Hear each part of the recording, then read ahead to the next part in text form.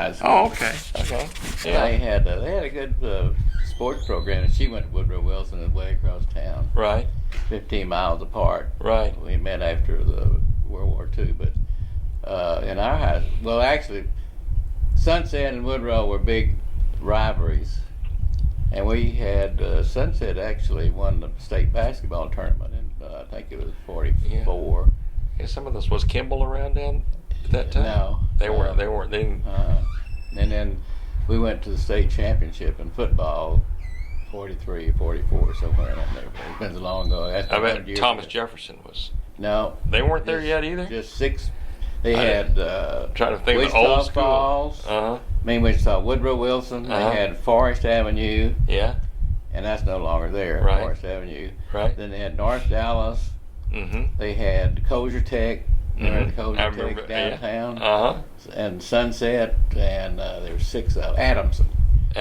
Yeah. I grew up in Oak Cliff. They had Adamson and Sunset in Oak Cliff. Right. And that was during the war days. That was the conference because they didn't have to do any traveling. Exactly. On the things. Exactly. So you grew up in Dallas, right? Yeah. Yeah. Grew up in Dallas. Well, you ever heard of Greenville, Texas? Oh, sure. Of course. My in-laws live in Sulphur Springs. So is that right? Yeah. Right. Wow. Well, I lived there my first 11 years. I went to the first junior. I went to 6th, 7th grades in Greenville. My brother played football for Greenville, and we played, I guess, Sulphur Springs every year. Sulphur Springs and McKinney. They were all, McKinney was about the same size as Sulphur Springs and Greenville. Right. About 10 or 12,000 back in 1940. Right. 39, 40, something like that. So they. That was and then my dad got transferred to Dallas, so then we moved to Dallas. Yeah. Ended up in Sunset. Longtime football coach at Greenville was like a second father to me, Henry Franco. Oh yeah. Oh, he was a great football coach. Went on to Tulsa, University of Tulsa. Yeah. Then his son got killed playing football. Sure did. Well, his youngest son, his other son, his younger son, Ed, and I were best friends all through school. Wow, is that right? Yeah, and my father died when I was 14, and Henry and his wife became second parents to me. And of course, Henry's been dead about 20 years, I guess, or even more, maybe something like that. But yeah, they were. Well, then he went to Tulane, wasn't he? Yeah, went to Tulane. Yeah, he was at Tulsa. Greenville, Tulsa, Tulane. He was head coach at Tulane. He won a state championship for Greenville. Exactly. Oh yeah, he's very. I've been trying. Man, how strange that is! That's amazing. Because my gosh, he was Greenville's hero. Oh yeah, yeah. Kind of thing. Yeah, absolutely. Of course, when I first knew him, he'd already retired from coaching, and he was in oil and gas something or another. I forgot what he was. I was too young to know what he did. He was just Ed R's dad. And I'd go over there and spend the night, and he was just a nice gentleman. Great. Yeah. He was, and I still keep up with Ed. He still lives in San Antonio, and Ed does. And as a matter of fact, Henry had a coaching school down in San Antonio that went on for years and years, and Ed kept it going after his dad died. So that's good. Well, is that his son? Another son? Ed? He was my friend. Ed. The oldest son was the one that was killed. Older son, yeah. And that was when Ed was just a little one. I never knew the oldest son because that was when he was coaching. He was coaching his son when his son was killed. Yeah. Well, after his son got killed, he never seemed to ever recover. Exactly. Becoming a great coach after that. I guess that took a lot out of him. Exactly. So when you left Dallas, where did you go? Where'd you? Well, I went to the military. Went straight into the military? What year are we talking about? That was 1944. Yeah, so right towards the tail end of the war. World War. Mm-hmm. Yeah, I came in at, actually, I took, they had sort of like a Army Specialized Training Program. You could take an exam, and if you passed it or did well enough, they'd send you off to college. Mm-hmm. So I took that in April of 29th of April, 1944. Right. And then heard from them, and they sent me to the University of Oklahoma. Was up there with another, but all of us were at that time were 17. I went to University of Oklahoma, and then stayed there for a year, and then went there in June of 44, and then left in June of 45 and reported to Camp Fannin, Texas for infantry basic training. And at that time I heard the doctor yesterday. I watched your program. Dr. The Cooper said he was being trained for the invasion of Japan, but we were too. Right. And it was a 16-week infantry basic training in Tyler is where Camp Fannin was. And now then I think the University of Texas Medical School or the health series is down there. Where that was. And then when the war was over, I was sent to Fort Bliss, Texas. It's funny. We got on the train. It took us all night and longer to get there. They put us on the train, and took in those days train had a lot of troop movements too. So kind of thing.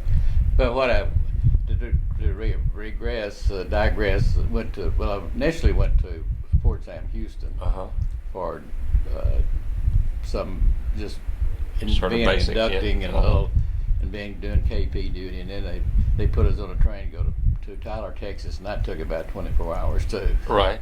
So from Tyler to El Paso, But to Tyler to El Paso is an overnight train ride. That's about halfway across the country. Yeah, that's about 800 miles. Pretty close to 800 miles. And I went in there as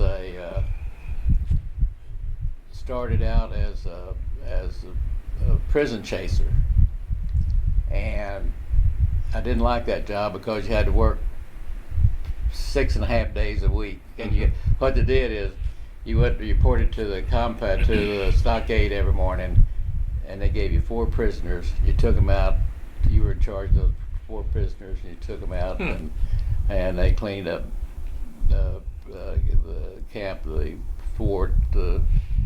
They went to places like the chapel and some of the barracks and stuff like that, and cleaned them up. Yeah. And then from there, I went to as a cook's helper. I didn't like that job either. And I stayed a cook's helper for 6-7 months. So I was trying to get out of that, because then again you were working when everybody else was off. In those days, the cooks worked on shifts, and if you had a Saturday and Sunday shift, which I always did, then all your buddies were off on Saturday and Sunday, and you were off like on Tuesday and Wednesday or something like that. But it was pretty interesting because they had a lot of German PWs that were working in the system, and so all the German PWs that were in there, and they spoke decent. You could carry on a conversation with them, pretty enough English to do that. All of them never served on the front against the Americans. They all served on the front, Eastern Front. I guess that's against the Russians. But they were when we had sauerkraut and wieners, that was their meal. They liked. But you became friends with those people, and they were pretty interesting to talk to. Yeah. Then I went to the 11th group, which was an anti-aircraft group, and I worked in their headquarters, and then they ended up re-enlisting for 12 months, and stayed on, and then people were starting to get discharged, and I ended up as the acting sergeant major for the group as a sergeant. So when it got close to the time for me to get out, now where are you now? Are you still in Fort Bliss? I never got overseas in World War II. Right. And after it came time to get out, the adjutant tried to talk, said, "Oh, okay, we'll promote you and you stay in." And I said, "No, I want to go back. I've got to go back to college." my desire was always to go to A&M. I never even said a little knee-high to grasshopper. A&M was, and my brother went to A&M, and he graduated in '43 and ended up in the infantry and got wounded at the Battle of the Bulge, but that was I never had any indication and wanted to go to any other college but Texas A&M. What was your brother's name? My brother Tom Moore. Yeah, he's class 43. He's dead now. He passed away a couple years ago. But he was also a career military, so that's probably why I stayed in the military, because he was. Right. Yeah. So I went to A&M, and I always wanted, instead of getting into a veterans outfit, which you could in those days, I always wanted to come in as a frog, because I went to University of Oklahoma, and I had 28 or 30 hours that they transferred to Texas A&M. So I came in and got out in November of '46 and started A&M in February of '47.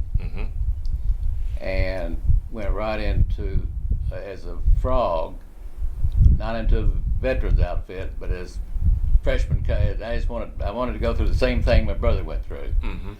So went through that part of the hazing. It wasn't as severe, I don't think, as his was, but we had got my butt beat a couple of times. And as a frog, and then I went to summer school, and then came back in as a junior. And when I came back in as a junior, I took a contract for regular Army, or like they do now. They still have those contracts, and that way they paid you, I think, you're getting $21 a month or something for food or something like that. Of course, in those days, you could go to, it was on a GI Bill, so the GI Bill gave you, I think I was getting $75 a month, and then they paid for all your room and board and books and lab fees and all that stuff. But sort of prior to that, I would go back to digress, and the war started when I was 14 years old, when they bombed Pearl Harbor. Right. And in those days, everybody was like, all the schools in Dallas all had huge ROTC programs. In fact, just about every male was in the ROTC. So I stayed in the ROTC in high school for 4 years or 3 years. In those days, they didn't have 12 grades. They only had 11 grades. Right. So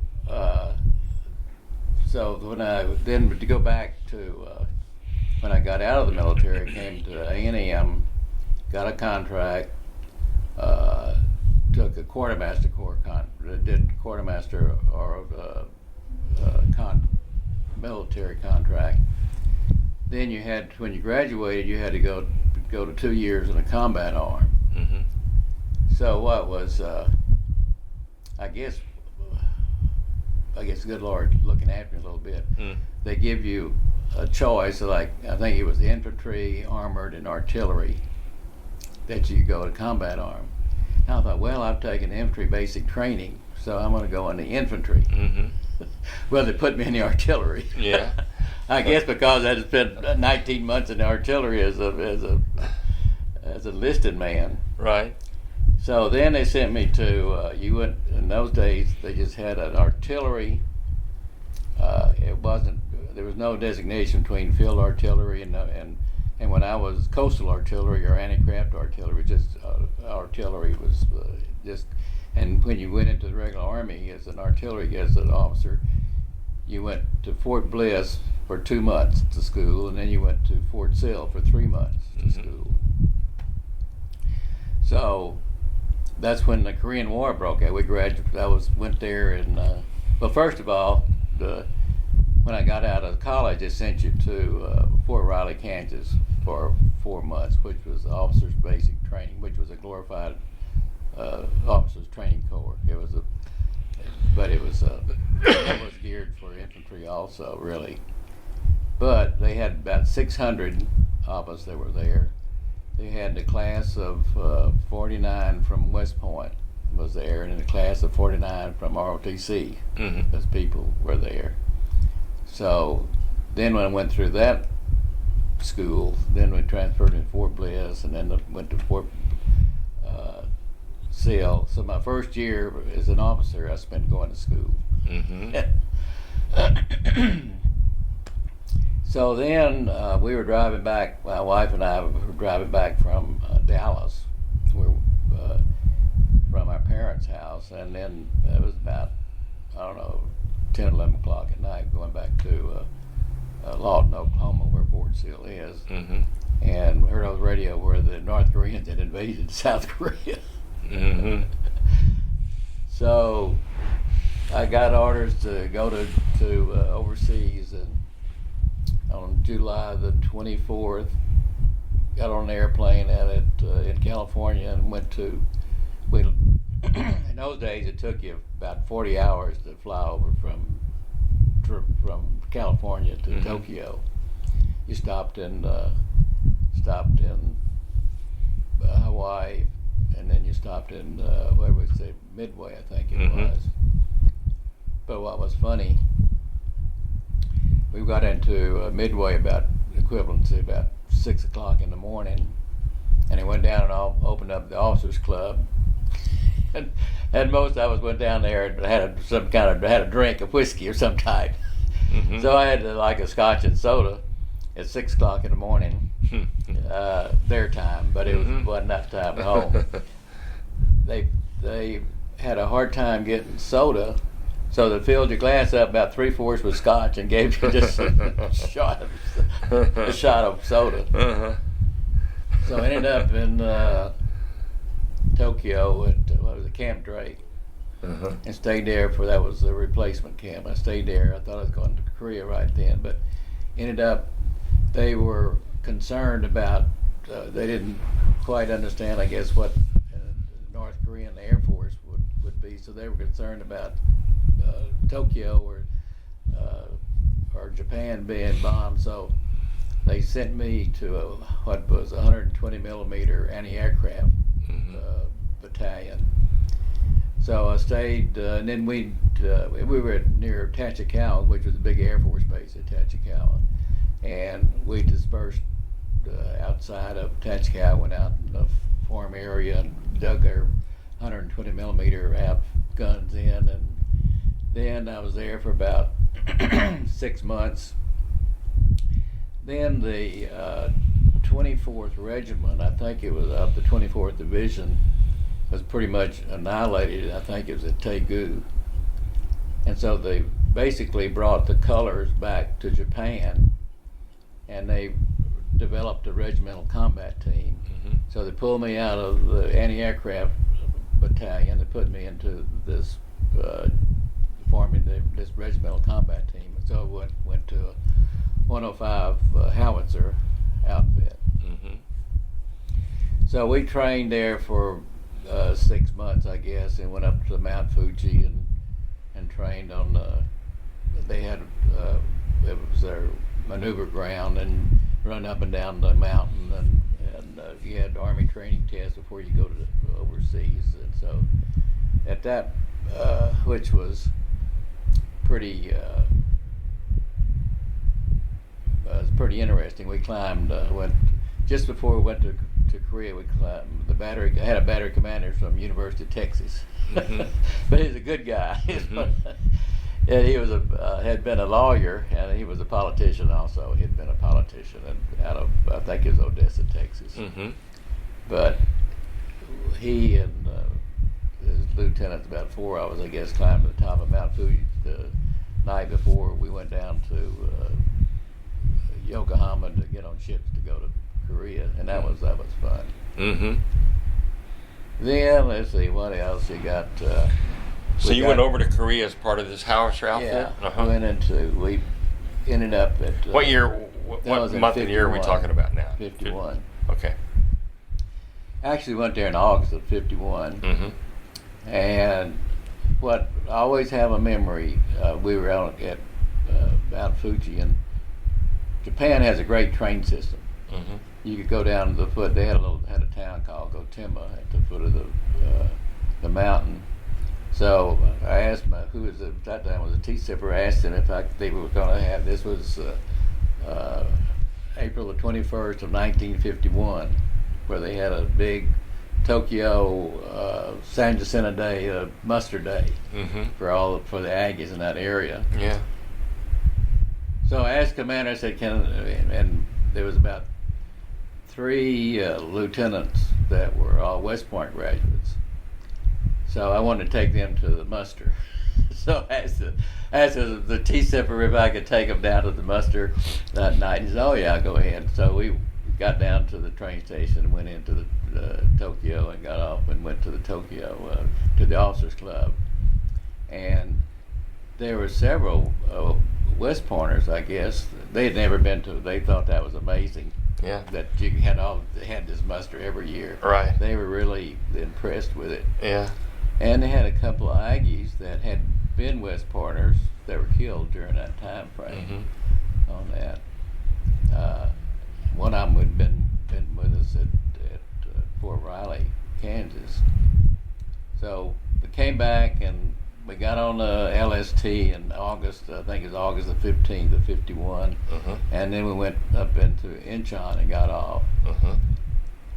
And at that time... How long of a boat trip was that? Well, that's pretty interesting. It was pretty crowded. Yeah, the LST. It was a 3-day boat trip. Right. But it was pretty. You had about 6-7 people in each room, and laid out on the deck, and you just lollygagged around. Right. Food was good. Right. Food was pretty good. Yeah. And we got off at Incheon. It was at nighttime when we actually went into Incheon, and ended up about 40 miles north of the 38th parallel at a place called Kumwa. It was called Iron Triangle. So we went into the line at that point, and well, actually, we didn't. I was a field artillery. I was a observer who went up and observed for a few days and came back. It was pretty quiet, kind of thing. We had several fire missions that we ran through. So one day, when I look back, was funny. It wasn't funny at the time, but this Captain Harrison, I think his name was. It was from University of Texas. Said, Jim, he says, everything's pretty quiet. Let's go up the front lines and see what's going on.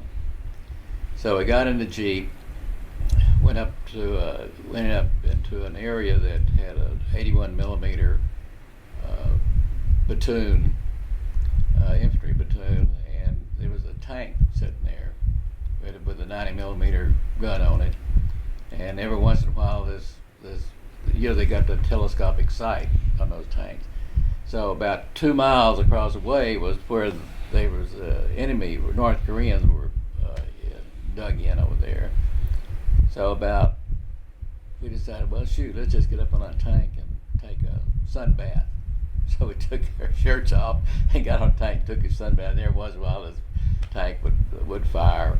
If he saw something move over there, he fired. Yeah. And after about 3 or 4 times he did that, and was up there about 15, 20 minutes, I guess, they started firing back. All of a sudden you hear this humming noise coming, these artillery rounds. I mean, our mortar rounds started coming in.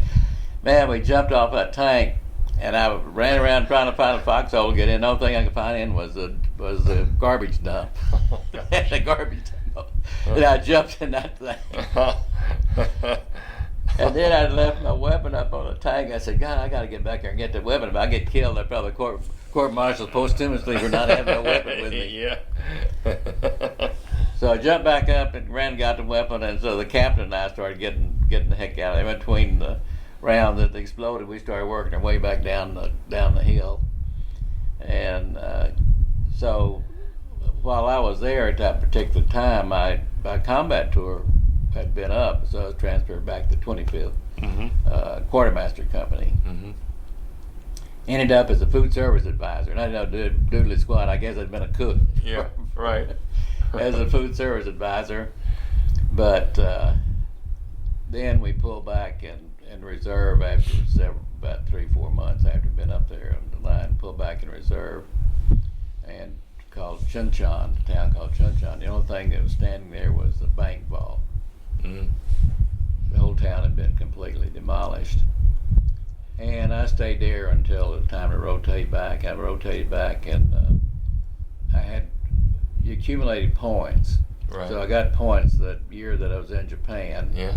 And then when you get to the front line, you get more points for 6 or 7 months that I was up in the 25th Infantry Division. Mm-hmm. And you got also up there, you got income tax exemption. Mm-hmm. And when I first went in there, they gave you 2 cans of beer every day. You get no ice to melt, no ice to cool it down, so we put it in a creek to put it down. Right. And this old guy from Broken Bow, North Dakota, and he says, well, we got to get some tomato juice. He says, beer and tomato juice are good. So, he had some kind of name for it. I don't know what kind of drink it was. But anyway, I ended up drinking my beer with tomato juice. He was a young guy like me at the time. So I came back in February of '52, went to Fort Lee, Virginia. They sent me to basic school, quartermaster school. Mm-hmm. That was a 9-month school. Went there in September and got out in about May, I guess. And then they sent me to MIT for a master's degree in food science. I see. So I went to MIT in June of June of '53. Right. And that was a hard school. It was harder than A&M. Yeah. Sure. So what made it even more difficult was I wanted to get you weren't required to get a degree, but I wanted to get a master's degree. Right. And it was a 2-year assignment. So actually you spent 2 years in civilian clothes, and they just mailed your check to you, and they paid all your fees and lab fees, book fees, and the whole 9 yards. Mm-hmm. So I had to go back and pick up some non-graduate courses. At that time, A&M, when I graduated as a horticulturist, Mm-hmm. and you go into agriculture, you had A&M, you had to come in here, you had to have, at that time, 2 years of chemistry. Mm-hmm. You had to have some math, you had to have some physics. And actually, the requirements were initially for the freshman and junior were almost identical at that time to MIT. Mm-hmm. So I had to go back and pick up some chemistry course, advanced chemistry course, and had to go back and I didn't have calculus at A&M. I had some chemistry, I had algebra and trigonometry and analytical geometry and stuff. Had to go back and pick up calculus. Had to pick up a biochemistry course and an organic chemistry course. So I had to work those into my graduate. So you did all of this at MIT? Yeah. Yeah. Yeah. And I ended up 2 years getting about 4 hours sleep a night. Oh my goodness, I guess. Man, and then, so anyway, I did work my tail off and did get a degree. So you got your master's from MIT? Yeah, from MIT. What year was that? That was in '55. Wow. August of '55, I got it. So when you went up there, you went to school the year round. You had to go to summer school. So went June of '53 and graduated in August of '55. I have to give my wife credit. She helped out. She used to help me work my lab reports up, and at the tail end, I was trying to get. You have to have a master's thesis, and it took me a year to work on my master's thesis. So I had to work a master's thesis in the last part of it. So at the summertime, June, July, and August, I had to complete my thesis. So the lab work, she helped me. We'd running experiments like 2 or 3 o'clock in the morning at the lab. And so I'd break down my equipment, and she'd go wash it. And I had 2 sets of equipment, so I set up another set of equipment. She'd wash the other one, and then when I ran the data on that, then I'd break that down, and she'd go wash it and dry it and all that stuff. Anyway, then I went to when I graduated, they sent me to Germany. So it wasn't. It was hoping to be concurrent travel, but it wasn't. But anyway, we had a dog. So they put me on an airplane to go to Germany, This was up in, I guess, out of New Jersey, I guess it was. And so I told them, well, I can't go on an airplane. I got a dog I got to take over. And they looked at me like I was crazy. I bet. So, if I hadn't taken that dog over, my wife would probably divorce me. But I had that dog, and she was up there with me at that time when I went on and got on the ship. Then I was able to get the last pet ship going to Germany. So I got on this, the dog wouldn't go up the gangplank. So I had my brand new set of, they call them pinks and greens in those days. I had to pick that dog about 50, 60 pounds. I picked the dog up and carried up the gangplank. So that was about a 2-week, and that was pretty interesting to do. It was about a 2-week trip, and you had to look after the dog, clean up, had cages in the fantail of the ship. You had to go back and wash your cage out and feed them, and what was the dog's name? Do you remember? Missy. Missy dog. He's just a mutt. If it had been some expensive dog, it might have been a little bit different. Right. But but to regress on the dog, she always wanted a dog. So was it when I was on basic course at Fort Lee, a friend of mine who had been in Korea together was out on maneuvers, and he found this little dog that somebody had thrown out in the woods, and it had eaten sticks, and it was passing blood through its stomach, and it was just full of fleas. So he brought the dog over, and Louise wanted us, so we doctored the dog and took it to the post vet and got it defleed and got its stomach all in order. And I said, okay, we're going to go to Virginia Beach this weekend. If we take that dog with us and he doesn't throw up in the car, well, we can keep him. The big test. So that was the test. So we went to Virginia Beach. We had the little dog, put it in a little box in the back, and the dog made the trip fine. And so we kept the damn dog. And instead of being able, when it was in Cambridge, instead of being able to live next door to the school, they had a high-rise apartment. But the only thing they took was that you could have a bird. You couldn't have a dog. Yeah. So we had to live out in the country. We lived in Bedford, which was it was on Paul Revere trip. We lived between Lexington and Concord. All right. And we lived out there. And so anyway, I took the dog up the gangplank. We got to Bremerhaven, Germany, and got the dog. And I had put my car on ahead of time. So I got my car, put the dog in the car, and drove down to Stuttgart, Ludwigsburg, Germany is where I ended up at. Right. And they got me, when I got in there, I was with ended up with the 35th Quartermaster Battalion. Anyway, when I got there, they said, well, where's your wife? And I said, well, I couldn't get concurrent travel. They already had quarters for me and everything else. They said, well, we've got quarters all set for you. So anyway, she came, and 30 days later, actually, she got there on New Year's Eve of 1955. Actually, is what it was. So I stayed there and I was commissary officer and for a couple of years, and then I was a class 2 and 4 officer for another couple of years.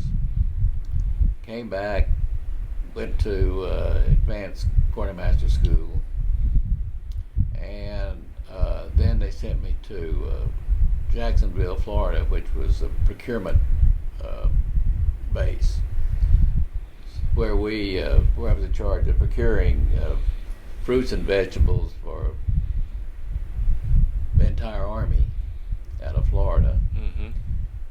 For the Air Force. At that time, they were under what they call a single manager for subsistence, which we bought subsistence for the Army, Air Force, and Navy. So there was another interesting tour. We bought, they had the downrange missile. You remember when they had when old Shepard flew the first orbital out of, didn't have the one out of gravity. Right, yeah. So they had 5 downrange missile bases, and that we supported we had 3 aircraft carriers out of Bayport and something like 25 or 30 destroyers. Mm-hmm. So anyway, the Air Force furnished an airplane to take a trip downrange missile islands every year. So that was about a week, and the Air Force, they always spend the night in good places. Like we stayed in Barbados one night, St. Croix another night. But these islands were just little islands for supporting the missiles, when they were trying to get up into space, and right. And so we just stop off there to see if their food was okay, and they would go that night. Would go to some night spot or some nice place that the Air Force always liked. So we ended up we spent the night in Nassau one night. Ended up spending the night in Cuba, and that wasn't a very good place because you couldn't get off the base then. That was when Castro was there. So from there, my headquarters was in Chicago, Illinois, and they had a 2-star general that headed it up. And every year he came down to Jacksonville, Florida to visit. He visited all of his places. We had these buying offices all over the country, all over the United States, and the country too. But he came down once a year, and every time he came down, my wife was pregnant. Mm-hmm. And we always had him out to the house for dinner. Mm-hmm. And I invited some of we had Jacksonville Naval Air Station there, and Cecil Naval Air Station, and Bayport Port was a naval base. So I'd have invite some of the high-powered Navy people to come in for dinner. So after the 3rd year, with two babies that were running around, and she was pregnant for the 4th time, I think. Uh-huh. He says, you need to go someplace where you get some help. And my wife said, yeah, I sure could use that. Right. So next thing I know, I'm back on orders to, this was in 59, 60. This was in 60. Uh-huh. And we had a daughter that was 5 years old, and we had one that was 3, and another one that was about 1.5, and then I had a son that was 6 months old. So ended up, next thing I know, I'm on orders to go back to Korea with concurrent travel. I was assigned to be an advisor to the Korean Army. So I went to Korea and ended up in Busan, which is one of the best, ended up having the best quarters they would ever have. It was a 4-bedroom, and actually the quarters, it was a place called Halia Compound. It was an old Japanese base, and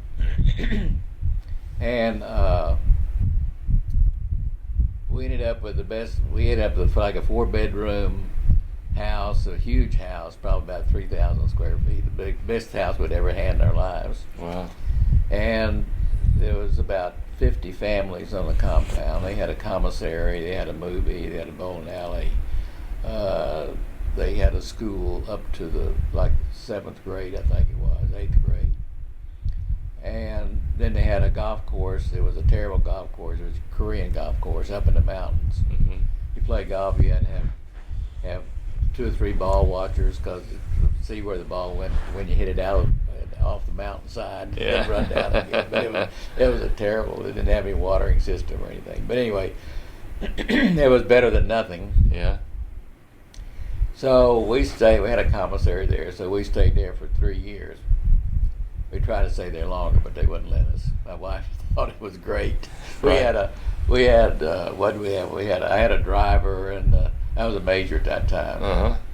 And I went to school and learned Korean language. Went 2 years, had 2 years of Korean. And you were in charge of the commissary there?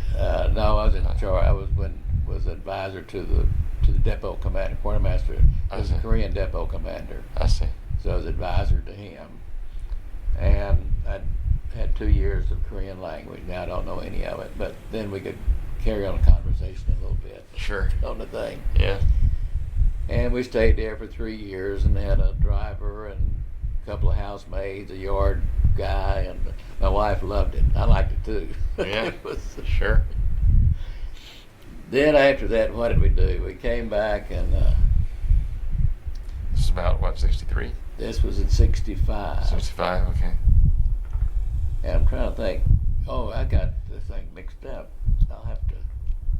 Okay, then I went to. No, wait a minute. Let me think. God, it's been ages ago. Came back from Korea in 65 and went back to Fort Lee and went into their school. They had a commissary food service subsistence school, and I taught in that school for a couple of years. Then I was transferred to a battalion, took over a battalion commander there on the base for 18 months. Then went to Vietnam. This was 66. What rank are you now? I'm Lieutenant Colonel. Lieutenant Colonel? Okay. Yeah. So it's the battalion commander. Well, when I went to subsistence school, I got promoted to Lieutenant Colonel. And then when I was teaching there, and then I took over battalion, and I was a Lieutenant Colonel. And then went to Vietnam and went in, took over a depot. I was commander of a region. They had a depot commander, and actually went into the they transferred me into the Army Air Force exchange system, which they had an elaborate exchange system over there. And we had they initially ended up as a depot commander, and then it ended up as a regional commander. This was in 67? This was in 68. 68, okay. Yeah. And I was in there, I went there March of 68 and came home in March of 69. And while I was a depot commander, it was in Cholon, which was outside of Saigon a little bit. The headquarters was in Saigon. The North Koreans then came up. I don't know what campaign it was, but then they came into Saigon, and we had Vietnamese strolling the stream, and we had in our compound we had a brick wall. It wasn't a very substantial brick wall, but it was a brick wall, and we had North Vietnamese streaming down the side of our brick wall, and we had gunships. I posted on the corners of our compound. Our compound. I posted GIs with flags waving, so the gunships wouldn't shoot us, wouldn't rocket at us. So when they came in and were rocking, during the rockets that they fired, it started to fire out just outside of our compound. And where the fire started, we had about 55 gallon drums of gasoline.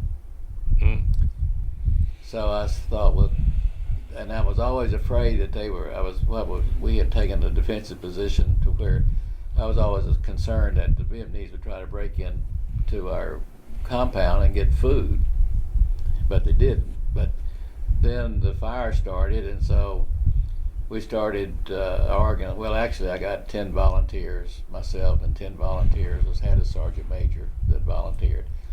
We started moving gasoline away from the fire, across the compound, away from the fire. Then we had sniper fire all started.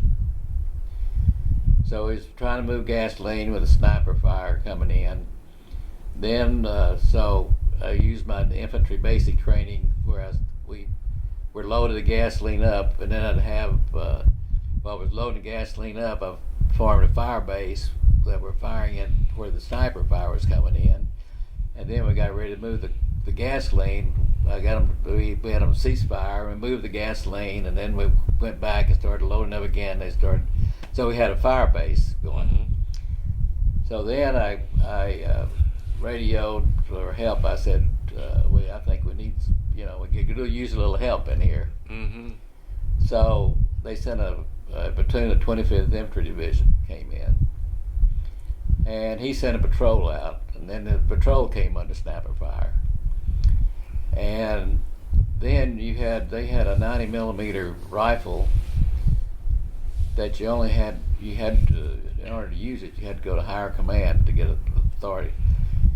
So this was a black master sergeant, platoon sergeant. He was top notch, and he had a little second lieutenant as a battalion as a platoon leader. So a poor second lieutenant really, he wasn't all that smart about combat. Right. But the black platoon sergeant, he was something. He was super. He actually probably helped save everything. Yeah. But anyway, his lieutenant took out a patrol and came under sniper fire, and so he had a 90 millimeter gun rifle. And I said, well, go ahead and fire it. If something happens to you, I'll take the blame for it. So we didn't ask to higher headquarters or anything. So he started firing at the sniper with his 90 millimeter rifle, and it blew up the house and everything. Mm. So they stayed there. I guess it was about 3 days that we were in this operation. I went about, I guess it was three. If you think you can go without sleep, I went about 72 hours without sleep. Goodness. Checking our outposts, and so we had outposts stationed around the compound. Then when that was over, I got the Bronze Star for the operation, incidentally. Right. And I got promoted up to commander of a region. So I wrote my wife saying, well, I'm in this area where I'm in now. I said, if they start firing again, I'm going to jump over. I can jump over there was a Korean general that lived next door to me. Uh-huh. I'll jump over in his compound. They had that compound tighter than a toenail. There wasn't anybody going to get in there. Oh, man. But nothing else. I did our chopper. We had, in our region, we had about 10 outposts, exchanges. One was at Daotang, and I can't remember where all the rest of them were, but we went to Daotang and when we went in there, our chopper came under. I flew all over Vietnam in a chopper. Uh-huh. The chopper came under fire, and we went in. We said, well, we don't see anybody activity in the compound.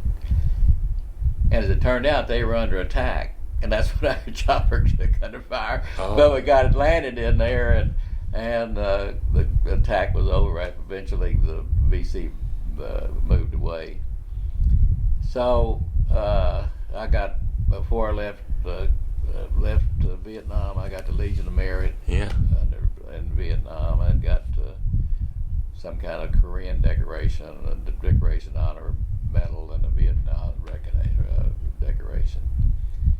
Came back. Was the chopper? I mean, the chopper took fire. I mean, Yeah. It was hit. Yeah, it got hit, but it didn't cause any damage. Right.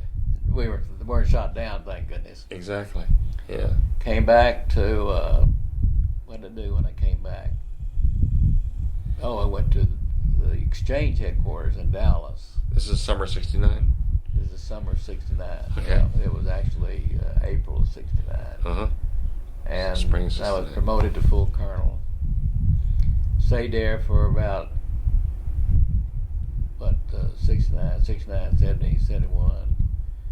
Came then transferred back to Fort Lee, Virginia. I think it was in '71. And I took over the school for training commissary food service subsistence. Right. Worldwide.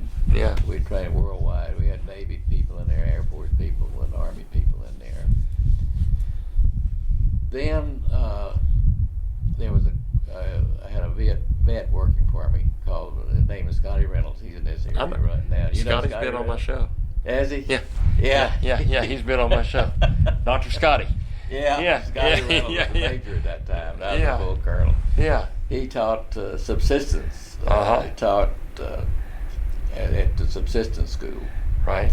So we became good friends, and in fact, I just had lunch with him the other day. Uh-huh. As a matter of fact, yeah, he's a character. Yeah. He's a character. Yeah. He gave me one one of his books. Oh, did he give you a book? Yeah, he gave me a book. Oh, and showed me his website and all that. Oh, wow. Yeah. Well, I'm not that extensive. Yeah, he's got a website. Ask Dr. Scotty. Yeah, he's got a website. He's something. He's funny. And now he's doing. I see him on TV doing commercials for Marriott Homes. Yeah. Well, he's he went to Hollywood. He was. That's right. That's right. He talked about that. He's gone to acting school. Yeah. And, that's all right. kinds of things. He told now me he's about working. that. He's in with Childress out at the baseball place. Right. And working with a baseball team. Yeah. He is a character. So anyway, he worked for me a couple of years, and he was transferred to South Carolina, Fort Jackson, South Carolina. Uh-huh. But while we were there, this was in '73, the fall of '73. A&M played Clemson. Uh-huh. So Scotty and me and we had another colonel there, was an A&M guy. I think Scotty was lieutenant colonel by this time. Another full colonel, and he and I worked together. And also, while I was to back up a minute, I was on what they call a subsistence operation review board, which the board and our commanding general of Fort Lee was the chairman of that board, and we were charged with revising the Army food service program. So we and a guy named he died here a few years ago.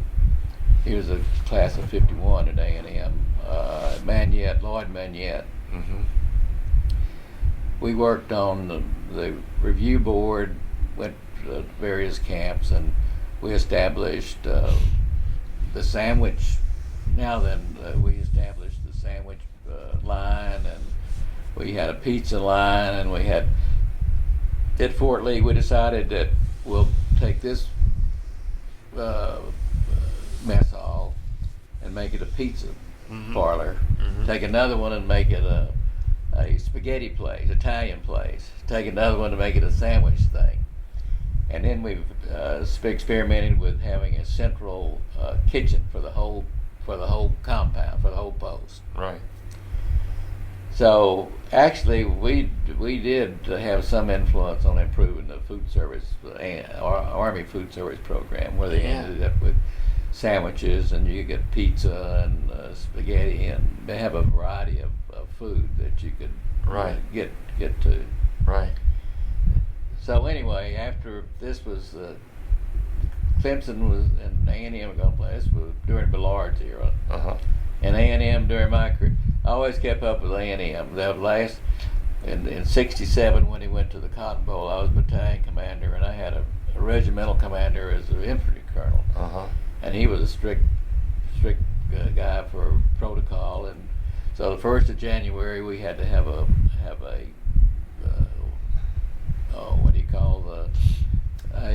party. It didn't call it a party; it was like a party. Yeah. Where all your officers of his regiment. I was in a regiment. We had 5 battalions.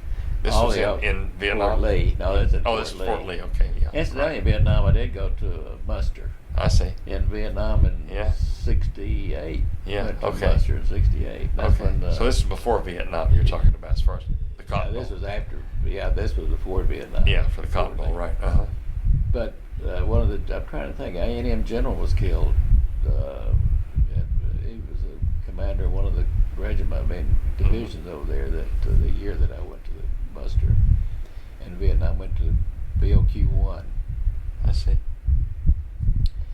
But anyway, I'm getting got things started across. No, that's okay.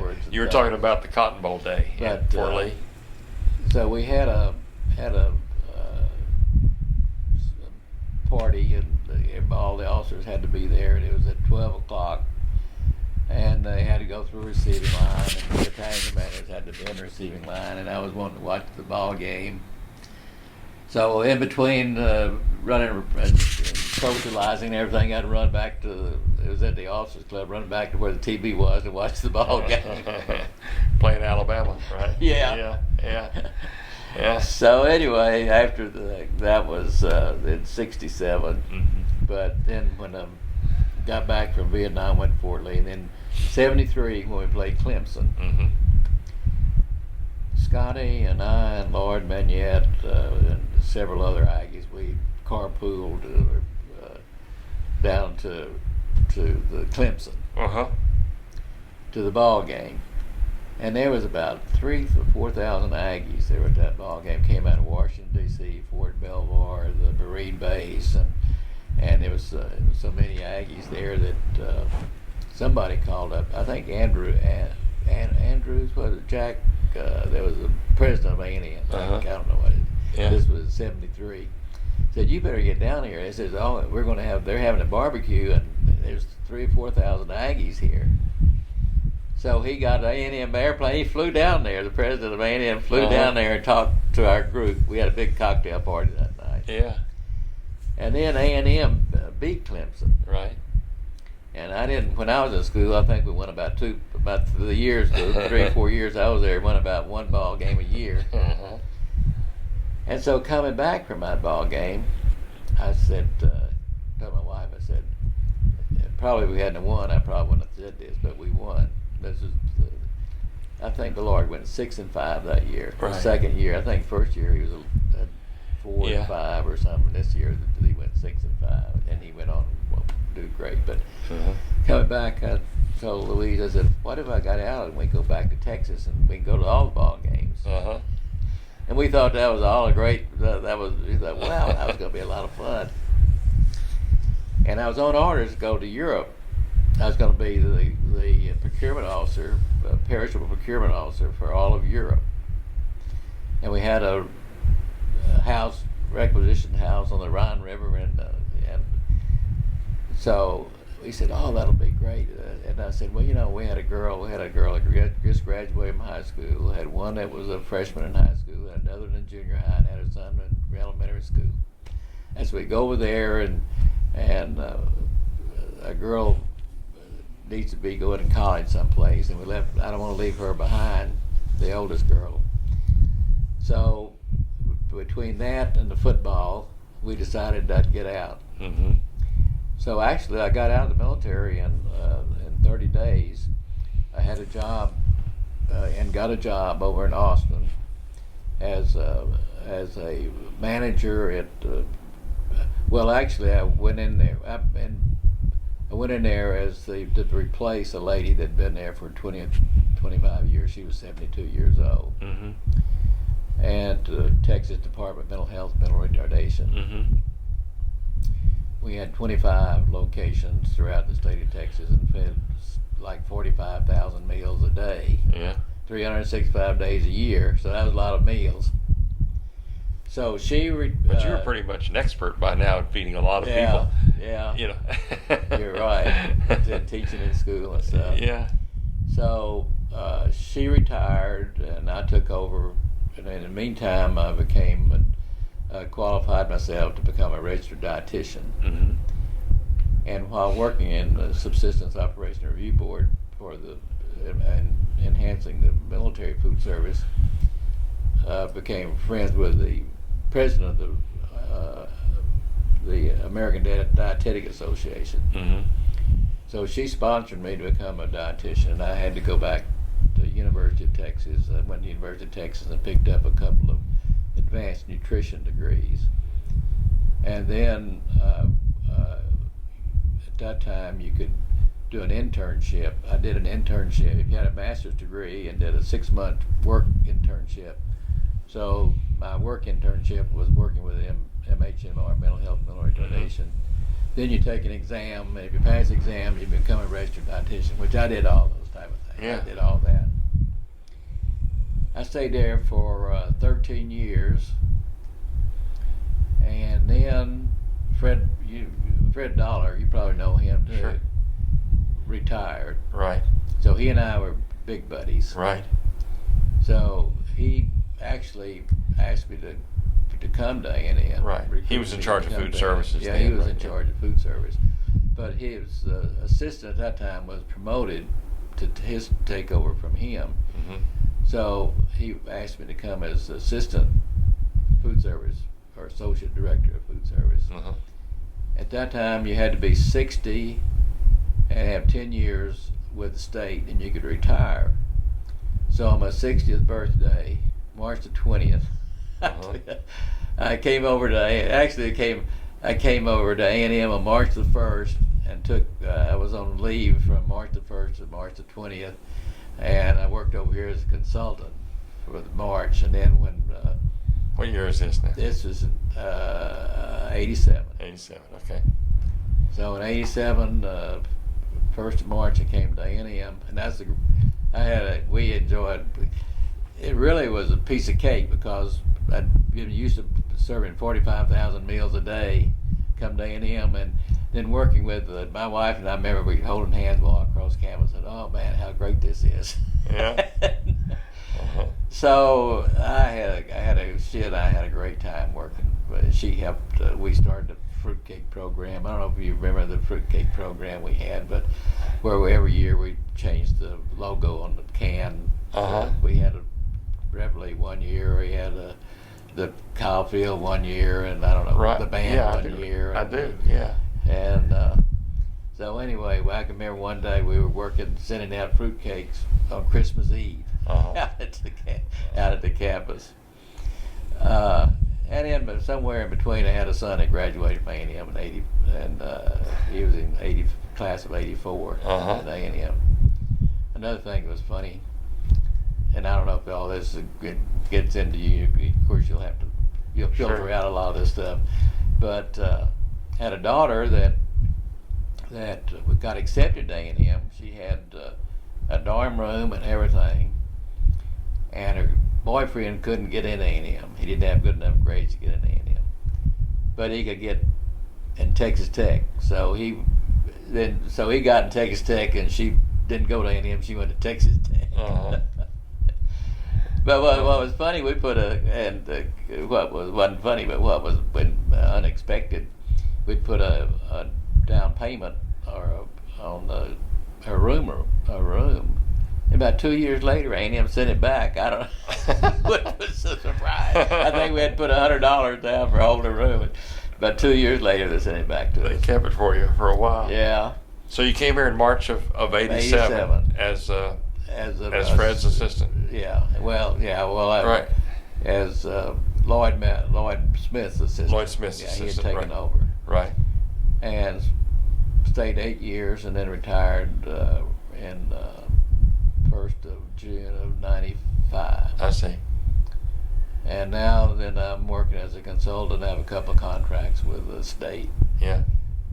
Working as a consultant in food service. I see. And that's my life history. Yeah. That's tremendous. And I got another Legion of Merit when I retired. They gave me for the food service operation in Fort Lee. And I got a Meritorious Service Award, 2 government commendation ribbons. So I had it was a good life. Oh my goodness, yes. Tell me about your family. Now you have what, 5 children? We have 3 girls and a boy. Okay, 4 children. The boy he graduated from A&M and then went to TCU in seminary. He's a minister. Where is he? He's in Rogers, Arkansas. So he got a Master of Divinity from TCU, and then he got a doctorate of ministry from a school in Kansas City. What's his name? Junior. Junior? James D. Moore Jr. Junior, okay. We have a girl with our children now. He's, I think, 46. We have a girl, 52. Well, what is funny, we'd been married about 8 years, and arranged to come by and get them. And then I'll have them for you to give back to you when we tape the show. That sounds good. Is that a deal? Well, I've got to admit, I've heard you on radio all the time. Well, yeah, I've been listening to your sports program. Doing that radio.